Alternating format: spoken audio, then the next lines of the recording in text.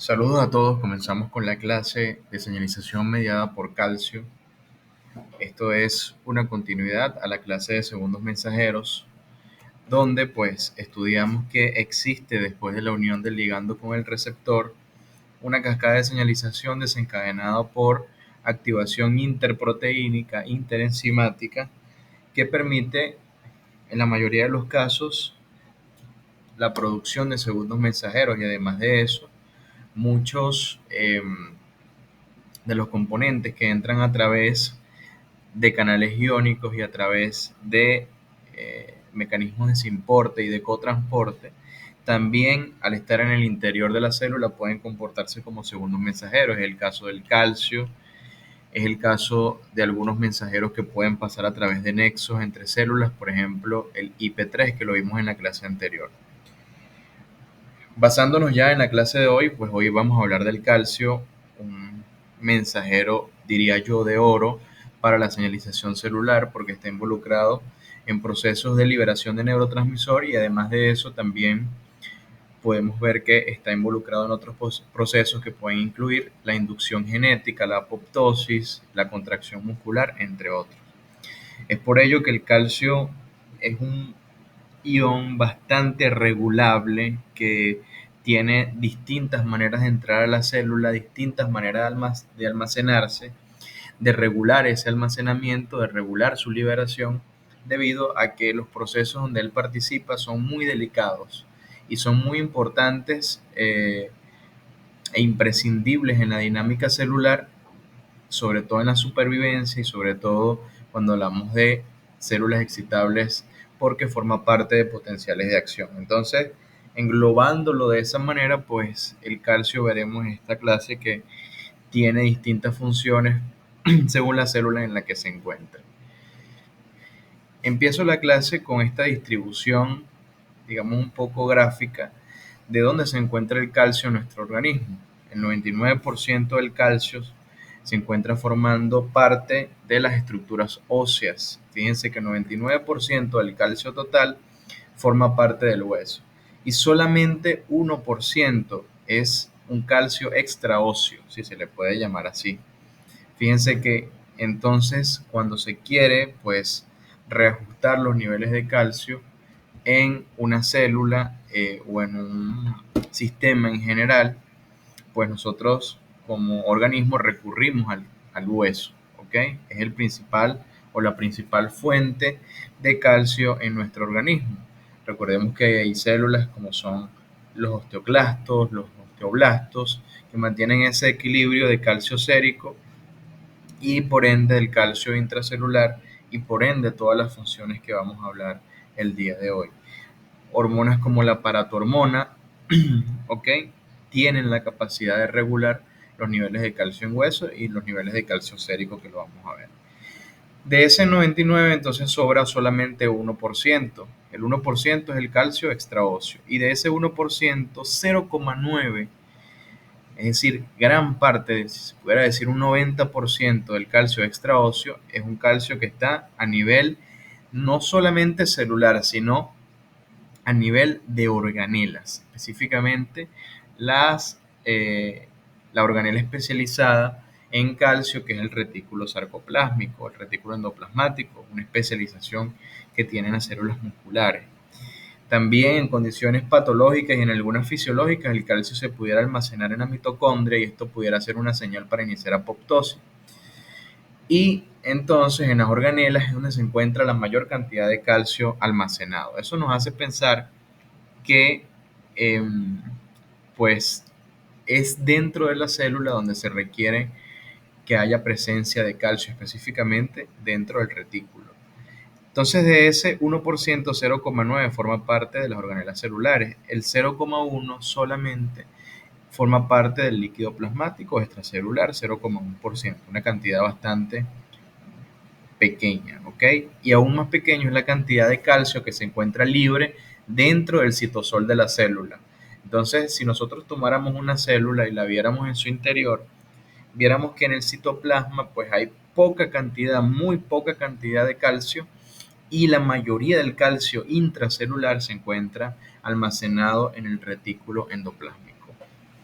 Esto para regular muchas funciones de las que vamos a hablar hoy. Y esto ya en realidad no es tan importante para esta cátedra, lo van a ver más adelante en fisiología, pero en el plasma se puede almacenar el calcio o se encuentra el calcio en distintas formas, formando complejos como calcio lactato, calcio citrato, calcio bicarbonato, fosfato de calcio, ¿ok? Proteínas que pueden unir calcio, ¿verdad? A nivel extracelular, plasmático, eso ustedes lo van a ver en su momento. Y además de eso, pues le van a dar la importancia del calcio iónico, que es uno de los parámetros paraclínicos que uno le pide a veces a los pacientes, calcio iónico, porque de esa manera me dice el calcio libre. Sin embargo, si ustedes ven esta pirámide que al parecer es muy grande, está hablando solamente del 0,1% de todo el calcio que nosotros tenemos. Muy poquito lo que está a nivel extracelular en comparación con lo que tiene el hueso, incluso en comparación con lo que hay a nivel celular, especialmente en el interior de las organelas. Recordamos entonces, recordamos entonces la cascada de receptores acoplados a proteínas G de tipo Q, y es por eso que les coloco esta diapositiva, porque esa cascada especialmente está relacionada con los niveles de calcio. Los receptores acoplados a proteínas G, al final, aguas abajo, desencadenan un aumento en las concentraciones intracelulares de calcio. Por eso que se las hago repasar. Ustedes ya deben recordar que los receptores acoplados a proteínas G activan a una enzima a nivel de la membrana que se llama fosfolipasa C. Específicamente, como lo vimos en la clase pasada, es la fosfolipasa C beta. Repasando, esa fosfolipasa C beta rompe el PIP2 en IP3 y diacilglicerol. Muy bien. Al tener IP3, pues el IP3 actúa en el retículo sarcoplásmico y eso permite sacar calcio. Eso lo vamos a ver en detalle el día de hoy. Y que ese diacilglicerol puede activar una proteína bastante interesante que es la proteína quinasa C o proteína quinasa dependiente de calcio. Otra de las rutas que sigue esta cascada de señalización, bueno, es que el PIP2 se rompe en diacilglicerol, que lo acabamos de mencionar, y también en IP3. El IP3 activa a un canal sensible a IP3 en el retículo sarcoplásmico. Es un canal permeable a calcio, pero cuyo ligando es el IP3, y al estar unido a ese canal, pues saca calcio por gradiente electroquímico. Y aquí quiero hacer bastante énfasis. Recordemos que cuando vimos la diapositiva pasada, la mayoría del calcio celular se encuentra dentro de organelas y no como calcio citosólico.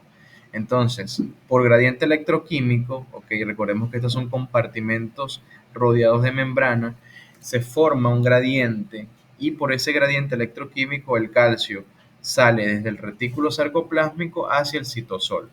Y ese es el calcio que las proteínas pueden aprovechar para seguir la cascada de señalización. Tengo calcio libre, o no digámosle libre, calcio citosólico que se acaba de liberar por la activación de IP3 a su canal, y el calcio entonces puede emprender una nueva ruta como un segundo mensajero. Puede unirse especialmente a una proteína que se llama calmodulina y forman un complejo llamado calcio-calmodulina, que es el que ustedes ven acá. Y esa calmodulina pues tiene distintas rutas, también la vamos a ver. Se puede unir, en este caso nos colocan el ejemplo de una de las más afines, en caso de que estemos hablando de un tejido muscular, que es la quinasa de la cadena ligera de miosina. La calcio-calmodulina o el complejo calcio-calmodulina se une a esa enzima y la activa, y esa enzima fosforila a las cadenas ligeras de miosina para generar contracción muscular. Entonces, el mensaje que quiso mandar este ligando, que se unió a este receptor M3, un receptor muscarínico, ¿ok?, que recibe acetilcolina, es decir, que la acetilcolina fue mi primer ligando, o mi primer mensajero, quiero decir, al ser el ligando, y el calcio, aguas abajo, fue el segundo mensajero. El mensaje que quería llevar este ligando desde acá arriba, y que el calcio amplificó la señal, es simplemente contracción muscular, especialmente muscular lisa. ¿Ok? Fíjense que el calcio también puede entrar a través de otras fuentes, canales de calcio, que se encuentran en la membrana, y como hay un gradiente desde el exterior celular hacia el interior celular del calcio, por estar más concentrado afuera, pues el calcio entra a favor de un gradiente y eso suma a las concentraciones de calcio citosólico que fueron activadas por IP3. Entonces es algo confluyente, no es algo que se desencadena de manera aislada. Recordemos la vía del IP3, hagamos un poquito más de énfasis en lo que estábamos hablando ahorita. Ya ustedes saben que un receptor acoplado a proteína GQ activó a la proteína, a la fosfolipasa de tipo C, y fíjense cómo degrada a este PIP2, que es el fosfatidilinositol bifosfato, lo va a degradar en diacilglicerol e IP3. Ese diacilglicerol puede o tiene mucha afinidad por una proteína quinasa que se llama la proteína quinasa tipo C, pero especialmente esta diapositiva es para ver cómo se comporta el IP3. Una vez obtenido IP3, se dirige hacia el retículo sarcoplásmico y ahí hay un canal, que es este que ustedes ven acá de azulito, que es un canal que es enormemente sensible a IP3. El IP3 es su ligando. Fíjense que es esa pepita roja que se une a porciones del canal y el canal es un canal activado por ligando. El ligando es el IP3. Sale calcio, dijimos por gradiente electroquímico, desde el interior, donde está más concentrado, desde el interior del retículo, hacia el espacio citosólico. Eso como resultado final me generará aumento en las concentraciones de calcio citosólico. ¿Cuándo se da eso? Bueno, cuando se necesita o cuando la célula necesita un aumento en las concentraciones de calcio, en la actividad del calcio, porque si es una célula muscular, por ejemplo, cuando necesita contraerse, si es una neurona cuando necesita el calcio para la liberación del neurotransmisor, en ese momento pues se manda una señal a través de un segundo mensajero para que eso suceda. ¿Ok? Entonces esa sería la vía del IP3. Pero no es solamente ese IP3 la fuente de calcio, yo se los venía mencionando. Existen numerosos tipos de entrada de calcio, especialmente los canales de calcio. Fíjense que este canal de calcio es un canal de calcio tipo L, ¿ok? Y esas corrientes del canal de calcio tipo L tienden a ser de apertura y cerrojo lento del canal. O sea, el canal dura mucho abierto y eso hace que sean corrientes prolongadas. ¿Ok? Esos son los canales tipo L. También el calcio puede entrar a través de distintos intercambiadores, ¿ok? Por ejemplo, intercambiadores de sodio-calcio. Es decir, que este, puede haber un gradiente en contra, ¿okay? O puede aprovecharse el gradiente, quiero decir, del sodio para la entrada del calcio como cotransporte, así como también puede haber un intercambio si se utilizan bombas ATPase. Hay muchas maneras de regular los niveles de calcio intracelular. Y por supuesto el que vimos en las primeras diapositivas, que es el receptor acoplado a proteína GQ, que al final va a activar a la fosfolipasa C de tipo beta y esa va a generar una ruptura del PIP2 en desilglicerol e IP3 y el IP3, como lo vimos anteriormente, activa su canal, saca calcio. Aquí sucede algo muy interesante, que es la vía que les quiero hacer énfasis, que es la vía del IP3 con receptores de rianodina. Una vez el IP3 se ha unido a su receptor, bueno, saca calcio y ese mismo calcio, curiosamente, es el ligando, escúchese bien, es el ligando de los receptores de rianodina. Rianodina son estos, los receptores de rianodina son estos que ustedes están viendo acá. Llama la atención que el mismo calcio que sacó el IP3 puede unirse a los receptores de rianodina y activar ese receptor, que es un receptor ionotrópico, es decir, es un canal activado por ligando. Entonces, como es un canal activado por ligando y el ligando es el mismo calcio, ese canal tiene la particularidad de que también es permeable para calcio, también se encuentra en el retículo sarcoplásmico y también es permeable para calcio.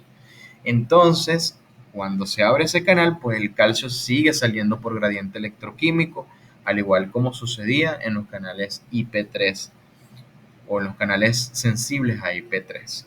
Entonces, Repito, el calcio que sale a causa del IP3 a su vez estimula a este canal que también es permeable a calcio, y ese calcio sale y se concentra en mayor cantidad en el citosol, y eso se llama un mecanismo que seguramente eh, será una pregunta predilecta de ahora en adelante, que es el sistema calcio induce la liberación de calcio, porque el mismo calcio es un ligando que actúa sobre receptores de rianodina para seguir liberando calcio del retículo. Es tanta la concentración de calcio a nivel del retículo sarcoplásmico que se necesitan de distintos canales que permitan expulsar la mayor cantidad de calcio posible desde el retículo hacia el citosol para que haya aumento en la concentración citosólica de calcio.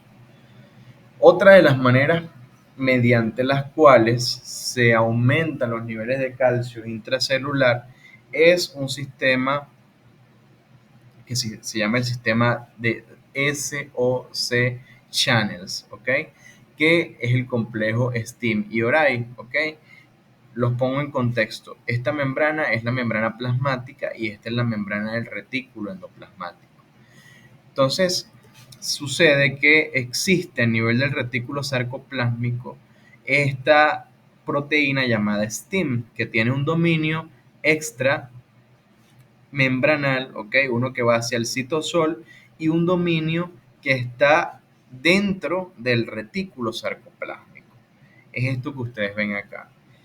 Entonces, digamos, esa característica estructural que básicamente es transmembrana, tiene este dominio transmembrana, pero también tiene un dominio extracelular, que es este que está acá, y un dominio intracelular, lo hace capaz a STIM de tener una actividad sensora de los niveles de calcio en el retículo sarcoplásmico.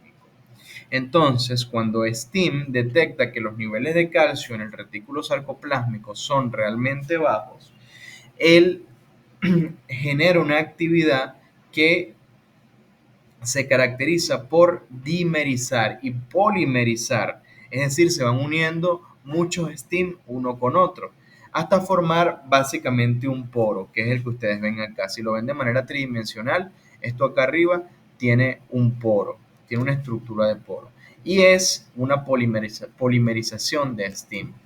Y a su vez eso hace ese censo del calcio en bajas concentraciones a nivel del retículo endoplasmático, hace que ese polímero de STIM se transloque y tenga contacto con un poro que está a nivel de la membrana plasmática que se llama ORAI. Hacen contacto unos con otros, poro con poro, STIM con ORAI, y ORAI tiene una comunicación desde el exterior de la célula hacia el interior. ¿Ok? Entonces, con este mecanismo yo estoy logrando que el calcio básicamente pase desde el exterior celular hacia el interior del retículo sarcoplásmico de manera directa, como si fuera un túnel. ¿Ok? Nuestro doctor siempre nos decía esta palabra, que era que es como si el calcio se escupiera directamente dentro del retículo sarcoplásmico desde el exterior de la célula, ¿ok? Y de esa manera se aumentan los niveles de calcio intrarreticulares, retículo sarcoplásmico. ¿Y cuál fue la señal en principio? Que se detectaron concentraciones bajas de calcio por parte de STIM. De esa manera yo aseguro que las reservas de calcio dentro del retículo sarcoplásmico pues se mantengan en condiciones óptimas y en concentraciones óptimas. Muy bien, hablando un poco de lo que mencionábamos en esta diapositiva, de este receptor que forma parte del sistema calcio, induce la liberación de calcio, es el receptor de rianodina. Ese receptor, como decíamos, es permeable a calcio, se encuentra en el retículo sarcoplásmico, ¿ok? Y permite la salida de calcio por una estimulación de calcio. Suena paradójico, pero es como funciona. Fíjense que el calcio tiene un sitio acá de activación que hace que el calcio se comporte como un ligando. Y ustedes lo ven acá y es algo que está siendo descrito actualmente, que ese receptor de rianodina al parecer también tiene cierta influencia por ciertas quinasas que lo pueden regular.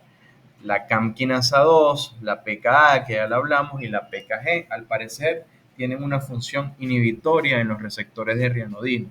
Y tiene sentido cuando veamos la función de PKG y sobre todo más adelante cuando veamos la función de PKA. Entonces, al fosforilar, perdón, PKA y PKG, el receptor de rianodina, pues inhiben la funcionalidad de ese receptor y la cantidad de calcio que sale desde el retículo sarcoplásmico hacia el citosol es menor, ¿ok? Es como una función inhibitoria por parte de las quinasas. Esas quinasas se activan en ciertas cascadas que están relacionadas también con disminución de niveles de calcio, así que tiene lógica esa presunción. Vía del calcio en el miocardiocito. ¿Okay? Yo les dije que el calcio puede entrar a través de receptores acoplados a proteína G, a través de intercambiadores, a través de canales de calcio. Fíjense que existe en el miocardiocito un elemento bastante importante y blanco terapéutico farmacológico que es un intercambiador de calcio por sodio. ¿Ok? Ese intercambiador saca calcio y lo hace aprovechando el gradiente de sodio. Recordemos que el gradiente de sodio siempre trata, o como está más concentrado en el exterior de la célula, el sodio siempre intenta entrar a la célula por gradiente electroquímico. Entonces, aprovechando ese gradiente, pues se crea este intercambiador en las células, especialmente en el miocardiocito, y hace que a la entrada de 3 sodio pues salga un ion calcio. Eso permite entonces disminuir las concentraciones de calcio en el miocardiocito. Recordemos que el miocardiocito utiliza el calcio para la fase de meseta de su potencial de acción, es decir, que el calcio está directamente involucrado con la contracción muscular del miocardiocito y por ende de la sístole cardíaca. Muy bien. Además de eso, en el miocardiocito existe, por supuesto, como en las células excitables, una bomba sodio-potasio TPasa, la cual ustedes ya conocen su función, que saca 3 sodio y mete 2 potasio, con la utilización de ATP. ¿Ok? Entonces, ¿qué pasa? Que como sabemos, la bomba sodio-potasio ATPasa, entre una de sus funciones, es mantener los gradientes electroquímicos tanto de sodio como de potasio de manera adecuada en la célula. Al sacar 3 sodios y meter 2 potasios, pues asegura que las concentraciones de sodio sean adecuadas en el exterior. Y sucede que eh, ese mismo gradiente que está creando la bomba sodio-potasio TPase en el exterior celular es el que permite que o que funcione este intercambiador de sodio, porque aumenta concentraciones de sodio y ese mismo sodio entra a la célula por gradiente y por ese intercambiador sale calcio. Muy bien. También hay otros componentes de esa célula miocárdica, que es que hay calcios ATPasas que sacan el calcio del interior de la célula hacia afuera. Eso lo hacen para regular lo mismo que les hablaba, los fenómenos de contracción miocárdica, la sístole cardíaca, que no haya una contracción muscular excesiva, que no haya una contracción muscular prolongada, porque tanto la sístole como la diástole o relajación miocárdica tiene que estar bien controlado. Entonces existen ATPasas que sacan calcio en contra de un gradiente. Recordemos que el calcio también está más concentrado en el exterior que el interior. Es por eso que esas bombas utilizan ATP para poder vencer el gradiente electroquímico. Muy bien, aquí estamos conociendo otros elementos importantes relacionados con las concentraciones de calcio. Ya este lo conocemos, que es el receptor de rianodina. Aquí están otros dos bastante importantes para hablar de algo farmacológico y fisiológico, que es la bomba cerca, ¿ok? Y sí, es cerca con S, porque esto significa sarcoendoplásmico retículo calcio ATPasa. ¿Qué hace? Recordemos que en el interior del retículo se encuentra más concentrado el calcio en relación al citoplasma celular. Entonces, en vista de eso, para yo meter calcio en ese retículo, yo tendría que vencer un gradiente que intenta sacar calcio desde el interior, es decir, de un lugar donde hay más, a un lugar donde hay menos, que es el citosol. Es por eso que existe esta bomba, una bomba que también utiliza ATP, aunque acá no salga, y lo que hace ella es meter el calcio que está en el interior del citoplasma o a nivel del citoplasma hacia el interior del retículo sarcoplásmico para de esa manera almacenarlo y que haya menos cantidad disponible de calcio para la cascada de señalización que el calcio genera. Esa bomba es de gran importancia y está relacionada con la regulación de la sístole cardíaca, porque es como si ella depletara en algún momento, el calcio que hay disponible para la contracción muscular y lo metiera dentro del retículo sarcoplásmico.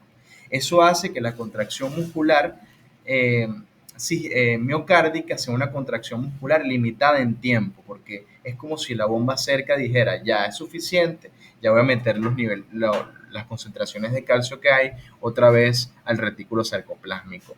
Y al estar dentro del retículo sarcoplásmico no hay, digamos que, una disponibilidad de ese calcio para generar contracción muscular. Muy bien. Asimismo, digamos que relacionado con la bomba cerca, que es la bomba ATPasa de calcio en el retículo sarcoplásmico, existe este otro elemento que se llama fosfolamba. ¿Ok? Ustedes lo van a conseguir como PLB o como PLN. Ese fosfolamban es un inhibidor de la bomba cerca. ¿Ok?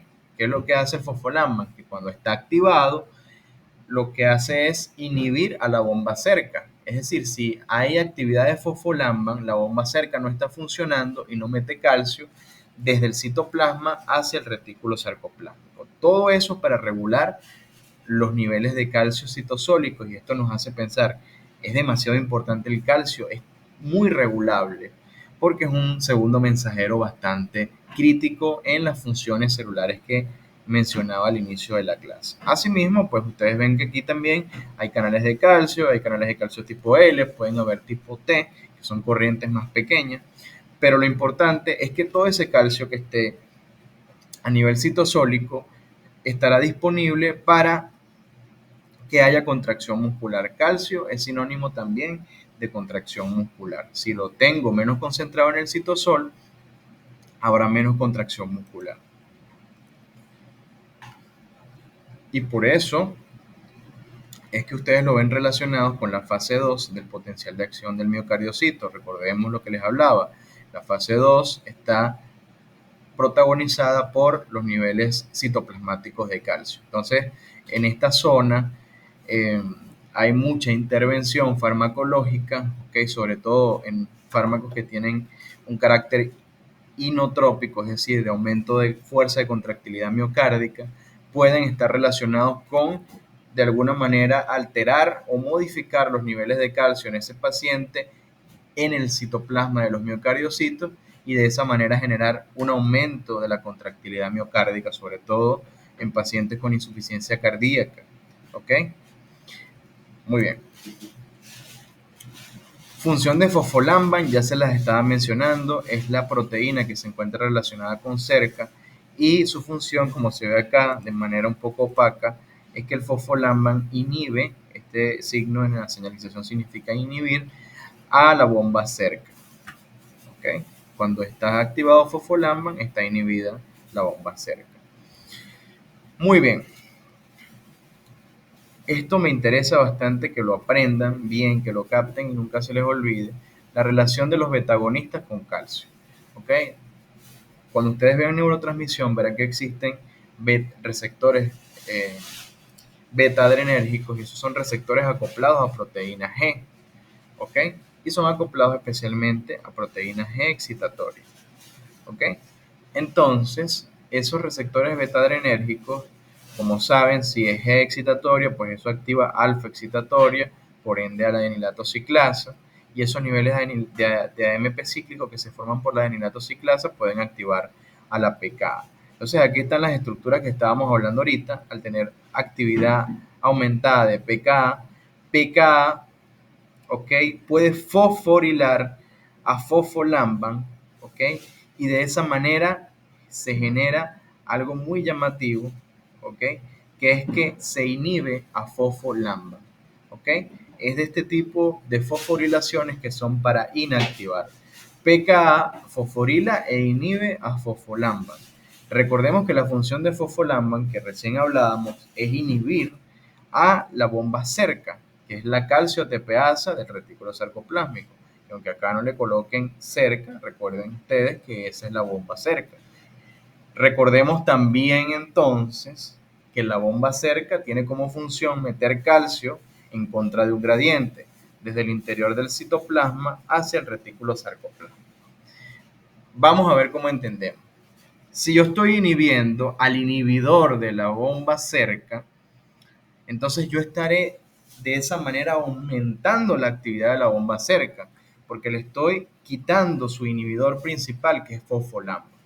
pKa, fosforila fosfolamban, lo inhibe y la bomba cerca puede realizar su actividad de manera libre porque no tiene ningún inhibidor. ¿Cuál es la actividad que ella genera? Meter el calcio desde el interior del citoplasma, o desde el citoplasma, quiero decir, hacia el interior del retículo sarcoplásmico. De esa manera, deja menos niveles de calcio disponibles para que realicen su función, en este caso, de contracción muscular, que veíamos que era una de las funciones más llamativas del calcio en las células musculares. ¿Ok?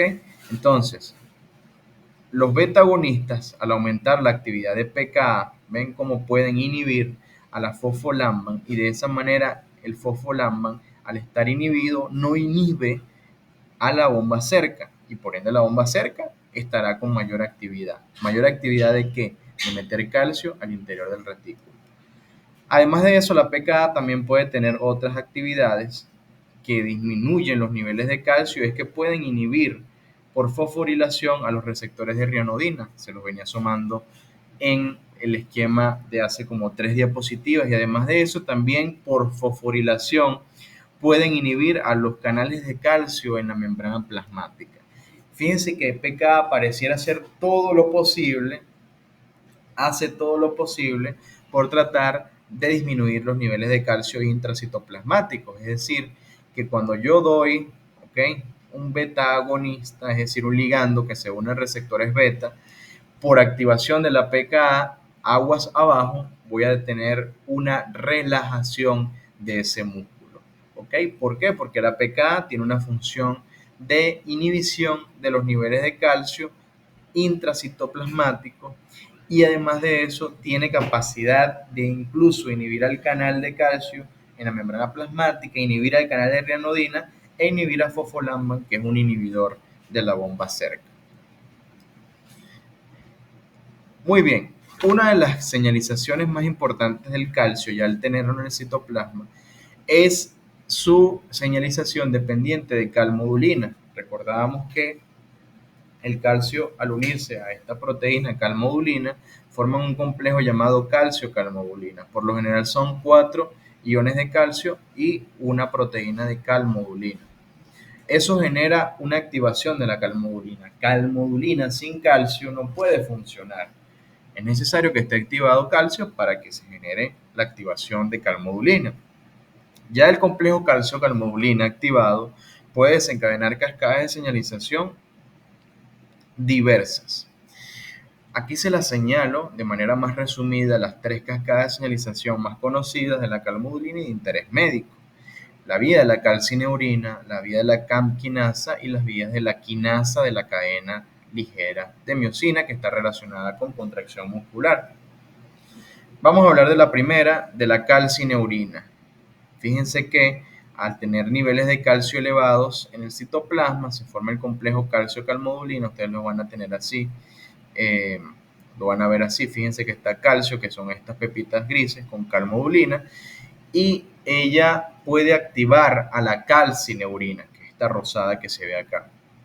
La calcineurina es una proteína fosfatasa y en este caso, al ser fosfatasa, pues lo que hace es quitar un fosfato de otras proteínas. esta desfosforilación genera activación de esta proteína llamada NFAT, que se transloca al núcleo y funciona como un factor de transcripción. Está relacionado sobre todo con genes de tipo inflamatorio, citoquinas, interferones, etc. Fíjense que pasa lo mismo, la calcineurina, ¿ok?, desfosforila el NFAT y el NFAT se trasloca al núcleo para inducir genes relacionados con inflamación. Genes importantes de acá, sobre todo el NF-kappa beta, que está relacionado con cascadas inflamatorias desde el punto de vista fisiológico y fisiopatológico bastante importantes. Pero por lo general, NFAT, al inducir genes a nivel nuclear, está relacionado con cascadas inflamatorias de proliferación y supervivencia celular. Otra de las vías, como lo hablábamos acá, ya hablamos de la calcineurina, la vía de las canquinasas. Existen distintos tipos de canquinasas que digamos que no son objetivo de la asignatura, sabérselas todas y saber cada una de las funciones, pero sí saber por lo menos las funciones generales de las canquinasas. Las podemos encontrar a nivel neuronal, a nivel del músculo liso, en el sistema inmunológico están muy expresadas las canquinasas y sobre todo tiene relación con señales a nivel nuclear que inducen activación de genes. Ustedes vieron que cuando vimos el gen CREP, ¿ok?, estaba relacionado con las canquinasas. Bueno, uno de los genes blancos principales de las canquinasas son los genes CREP. Y si hablamos a nivel neuronal, relacionamos ese contenido con lo que vimos en la primera clase y el CREP está relacionado con la memoria y el aprendizaje. Recordemos que las PKA también pueden inducir a CREP. También tienen relación con la supervivencia celular neuronal y la activación de las sinapsis. A nivel presináptico puede promover la síntesis de neurotransmisores, la regulación de su liberación, las proteínas del citoesqueleto celular, canales transmembrana, canales de membrana plasmática, etc. Y a nivel postsináptico también tiene actividad. Estas son algunas de las funciones, no son objetivo aprendérselas netamente así, pero sí tienen que ver con lo que hemos hablado. Conocer que existen proteínas que son dependientes de canquinasa y están relacionados con, como ustedes lo ven acá, si lo vemos por encima, activación de células T a nivel inmunológico, biosíntesis de óxido nítrico, biosíntesis de colesterol, de ácidos grasos libres, liberación de calcio, etcétera, etcétera. Muy bien, ya hemos hablado entonces, retrocedo para mostrarles, de la vía de la calcineurina, CAM-quinasa, y la calmodulina también puede activar a la quinasa de la cadena ligera de miocina. Es aquí donde se nos abre un esquema que yo quiero que no se les olvide porque será base para la siguiente clase de óxido nítrico, que es como una imagen bastante bonita y que nos habla del equilibrio entre contracción de músculo liso y de relajación de músculo liso. Hago especial énfasis en esta imagen.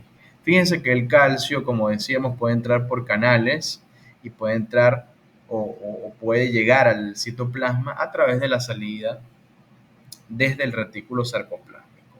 Cuando ya está disponible y libre en el citoplasma, se une a una proteína llamada calmodulina y forman un complejo llamado calcio-calmodulina.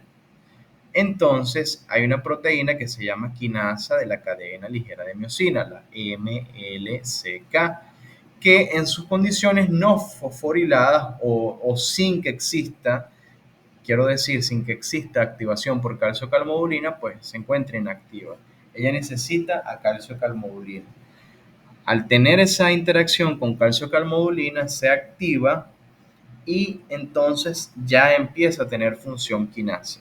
Esa función quinasa le permite fosforilar, ¿ok?, a las cadenas ligeras de miocina, y ese fosfato que se le coloca allí es un marcaje que permite el inicio de la contracción muscular y la interacción entre miocina y actina.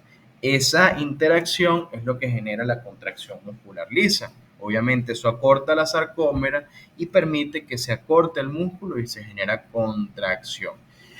Ejemplos donde se encuentra el músculo liso, el útero, los bronquios, las vías urinarias, etc. Es de especial importancia desde el punto de vista farmacológico el calcio en este asunto. Y por su parte, la relajación muscular ocurre todo lo contrario.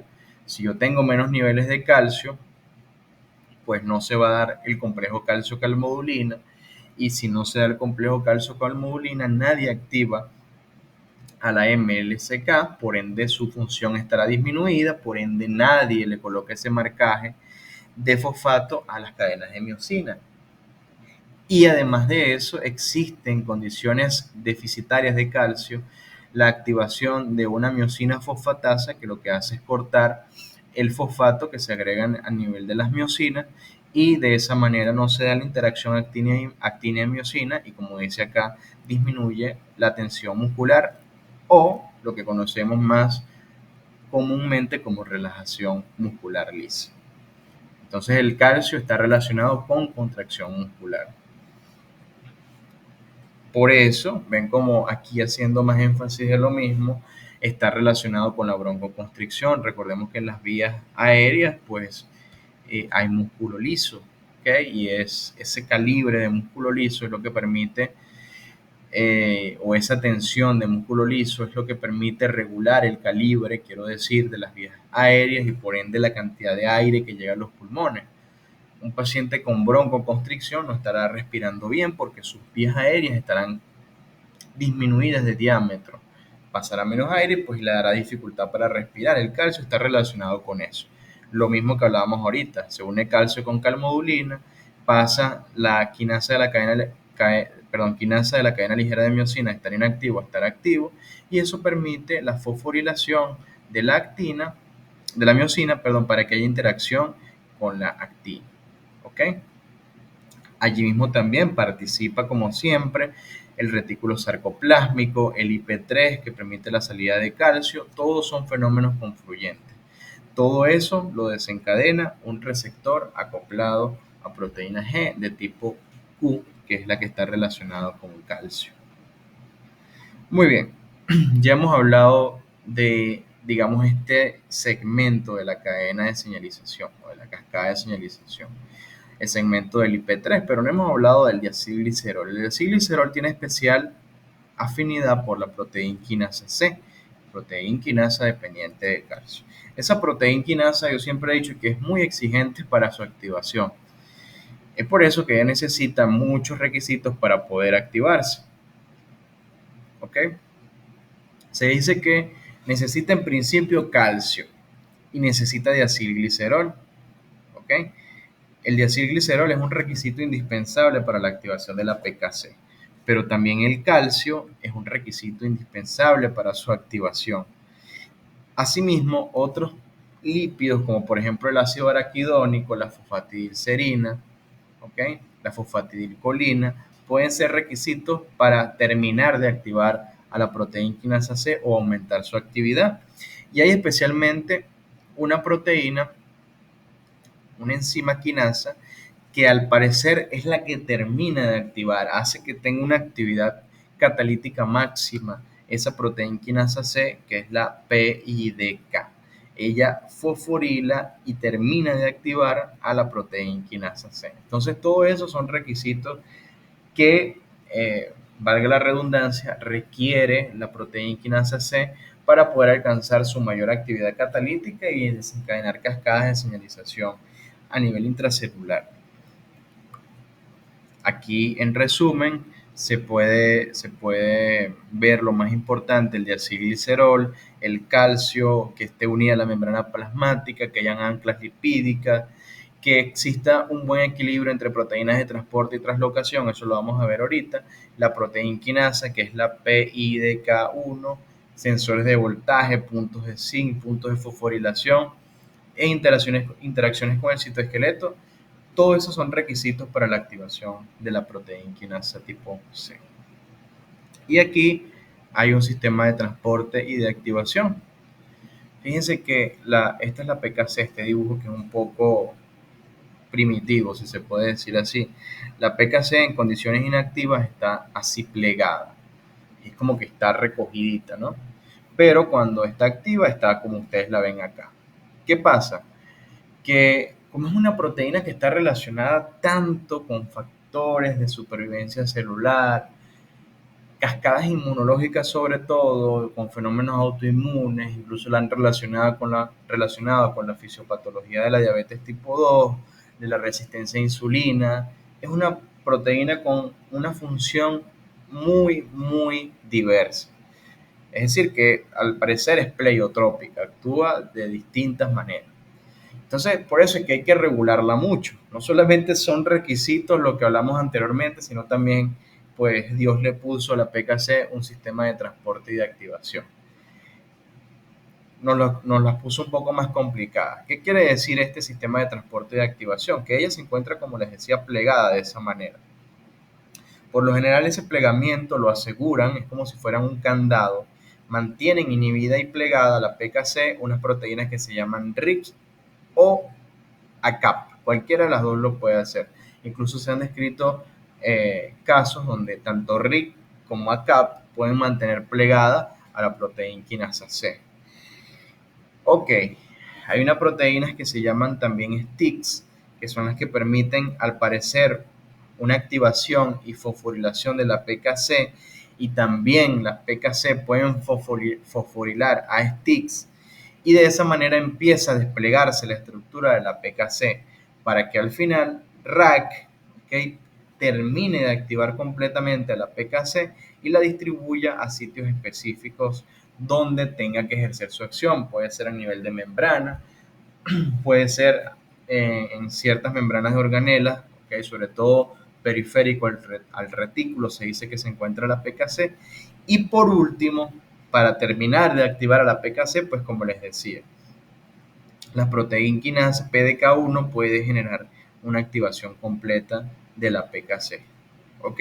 Entonces, de esa manera, pues vemos que como está relacionada con procesos oxidativos, proliferación celular, sobre todo a nivel inmunológico, modificación, como lo ven acá, del citoesqueleto, la proteína quinasa C necesita ser bien regulada.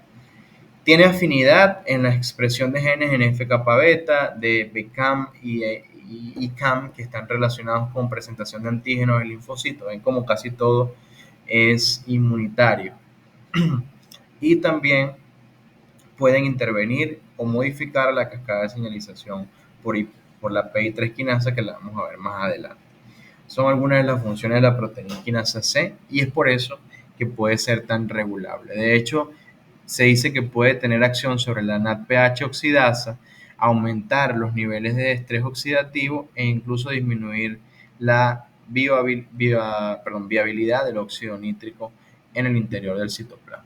Entonces, de esa manera, pues regulamos a una proteína que necesita calcio, que necesita diacilglicerol, y curiosamente, pues si activamos a un receptor acoplado a proteína G, Q, entonces podemos tener tanto calcio por un lado como diacilglicerol. Así que desde el punto de vista esquemático, ustedes en el examen pueden colocar que confluye ese mismo calcio que libero por IP3 también para terminar de activar a la proteína quinasa C, conjunto con el diacilglicerol.